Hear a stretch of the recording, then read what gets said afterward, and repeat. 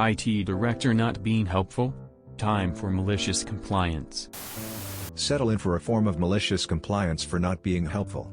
This is long, but I promise to make it worth your while.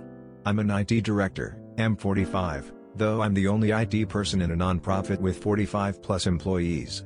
The place I work is a toxic nightmare only because of the CEO.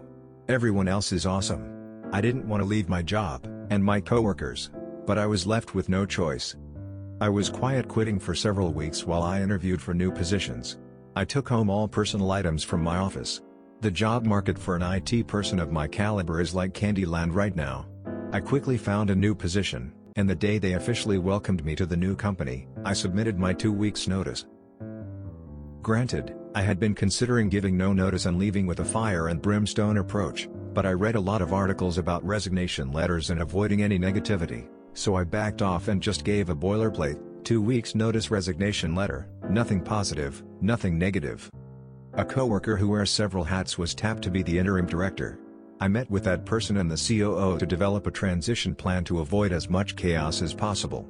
They mostly work in social media and marketing, but during the pandemic I had trained them to be an emergency IT replacement in case anything happened to me. Though they will be okay for a few weeks, they simply do not have the experience to do all of the things I do: network administration, systems administration, help desk, web development, app development, etc. I happen to be a unicorn of sorts, an IT generalist that has done it all.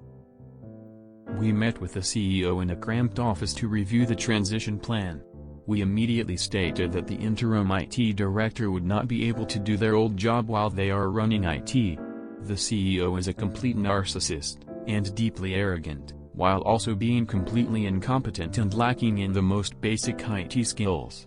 She immediately pushed back on the plan as basically this was not her idea. She rejects everyone else's ideas 100% of the time.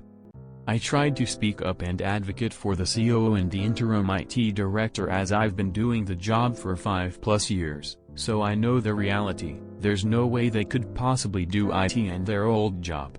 She literally wouldn't let me finish a sentence. She wanted to see a checklist of my job duties. There are literally hundreds of pages of documentation for my role, which is not really possible to summarize into a checklist. Everyone in the meeting had been emailed a disaster recovery, business continuity document that I wrote for my role. We referred her to the doc that everyone else was looking at. She complained that it hadn't been printed out for her. Milady, everyone else in the meeting had their laptops open with the doc. I simply turned my laptop around and gently pushed it toward her. She flew off the handle. She wanted a printed copy. Also, she said, "You are not being helpful." I was literally in the meeting to be helpful. There are hyperlinks galore in this doc, so a printed copy would be useless. But I tried to oblige by taking my laptop back and started to print it.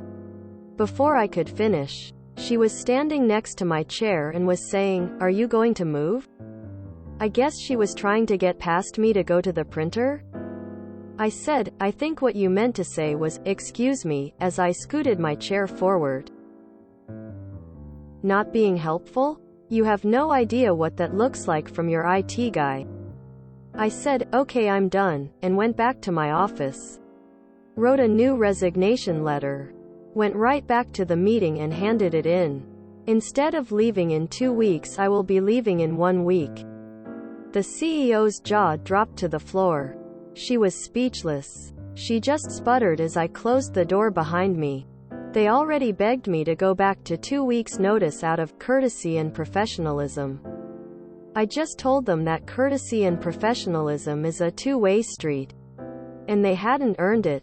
I'm going to barely work for this last week, instead of tying up loose ends. I'll just not quite get around to finishing stuff while I watch them scramble. Good luck installing new software or updates on all of the computers that require an administrative password. Good luck handling the media coordinator who regularly creates network storms with his antiquated studio equipment. Good luck onboarding new staff with their accounts, passwords, and equipment needs. Good luck helping the CEO use her smartphone every day. and helping her search for emails in her inbox with over 25k unread messages.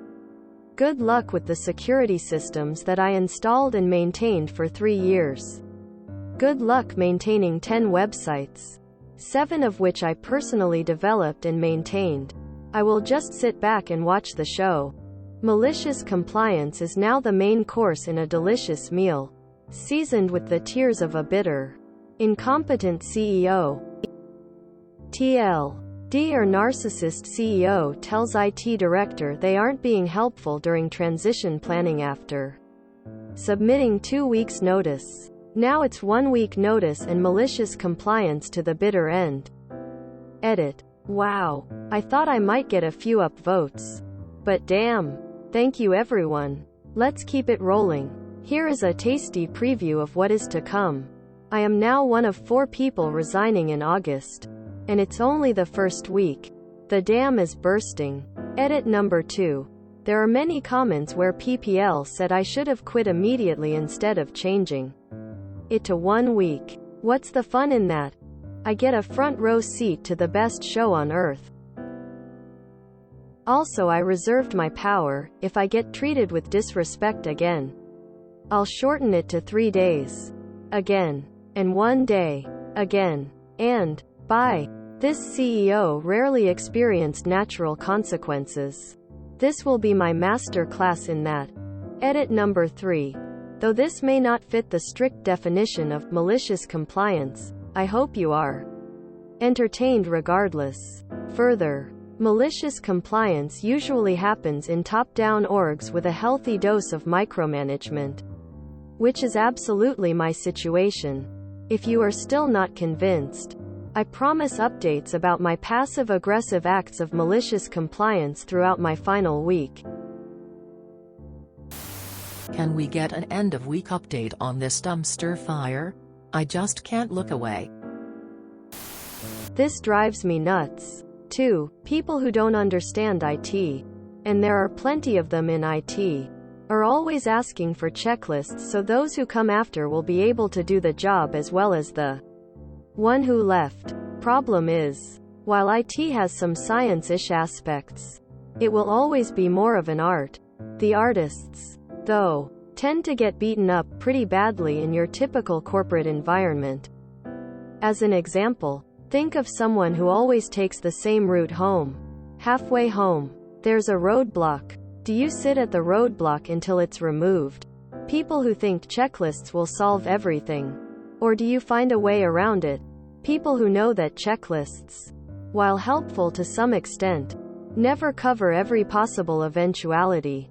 Unfortunately, most people in IT tend to be the first. It's the second person who's going to save you. And that person should be rewarded, not demonized. Not an IT person. Although I must admit you having the first personal computer in my room in my whole state. My dad was awesome with computers. Writing programs in COBOL etc. He and his buddies built a PC just for me and they would update it. Over the years, I actually still have my dinosaur. It still runs. But finding parts and upgrades is impossible and my dad and the others have all gone to the computer division in heaven. Smile with a halo, smile with a halo. But my dad always believed in malicious compliance and he would laugh himself insane over your story. Have a great life and definitely hope you're enjoying your new position and company. Please give us, me, an update as to the last day of work. Fabulous response. Imagine you felt the weight lift right off your shoulders. Well done for not putting up with even more disrespectful behavior. I am Jack's rage. F that bitch. This, ironically, is common in non-profits. Someone has to run it and the CEO gets carte blanche to do what they want. That includes hiring yes people. Yes people are typically very low on the empathy scale because they get the job done by doing what is necessary, e.g. telling others what to do. They are shielded as well. Old boys club. You do not perform to their expectations. They fire their problem, then blame the next 6 to 12 months on the old person's incompetence, never taking a moment to assess their part in this debacle. Can you tell I am in a similar situation? Yeah. Tired of their games. Tired of the expectations. IT was told, be more friendly. Be more helpful. Sure. What can I deprioritize? Nothing. All of it is priority. I said. When everyone and everything is special. Nothing is. We sacrificed for 2 years through the pandemic and got no relief. Busy every day holding hands. Pivoting technology. Resolving security issues created by their own policies over a decade. Zero recognition. Zero celebration of our achievements. We were just doing our job as expected. Well, F you. Hire new people and see how far your expectations go. Rant done. Lol. Please give an update at the end of the week. Your continued professionalism requires you to leave access to the passwords. Printed out. In a sealed, unmarked envelope. No associated usernames. Only the passwords. Using something like LastPass to generate them will ensure you don't remember them. Effectively locking yourself out, a very professional move for outgoing IT professionals. The final, partially completed, state of any ongoing project will soon no longer be your concern. The policies and procedures won't be your concern. Your only concern is leaving the ability for administrative access, even if your former colleagues can't immediately utilize them. I do sincerely hope you will never need a reference from anyone there as the fire from this bridge lights your path forward. Another example that people quit bosses, not companies. I would have quit on the spot. I have done it before when mistreated. I did this once in a support job. They'd promised me a Tier 2 position they were creating for me. I was doing a bunch of work above and beyond regular support, but the actual promotion, extra money, and keeping me away from low-level stuff never materialized. So I just stopped doing all the extra stuff I'd been doing. Started telling executives exactly why and how they were creating problems with over-promising when they emailed complaints, and put in my 2 weeks notice when I was called in for a chat with my boss about my attitude. Felt so good. I am altering the resignation. Pray I don't alter it any further. That second resignation letter should have said 1 hour and it'll be gone. That's like dropping a nuke and leaving the room.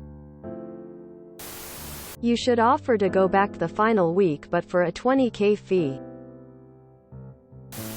Stories with narcissist managers and executives always leave a bitter taste in my mouth. Likely from vomit. Because they're too well connected to actually fail. And in the rare cases they do fail, their Teflon smooth brains deflect anything they may have learned like bullets bouncing off of Superman's chest. You have more fortitude than I. After being treated like that in a meeting planning the transition for my exit, I wouldn't have gone from 2 weeks to 1 week. I would have gone from 2 weeks to no weeks. Explained that the 2 weeks was given as a courtesy, and that if they planned to abuse me, I have no plans to be any more courteous than required. I am required simply to be civil. I am civilly leaving right now. Too long? I wish this story was longer. Most of these stories I quit halfway through. R. Anti-work. R. Work reform. Best served cold, but delicious hot, too. The fact that she asked for a checklist tells me she knows nothing about your job. I've been in IT management for nearly 15 years and there's no way you can boil down that job to a checklist. The CEO is confidently clueless. If you enjoyed this video, please check out our playlists full of similar content. Epic Ericast is like doom scrolling for your ears. Please like, share, and subscribe.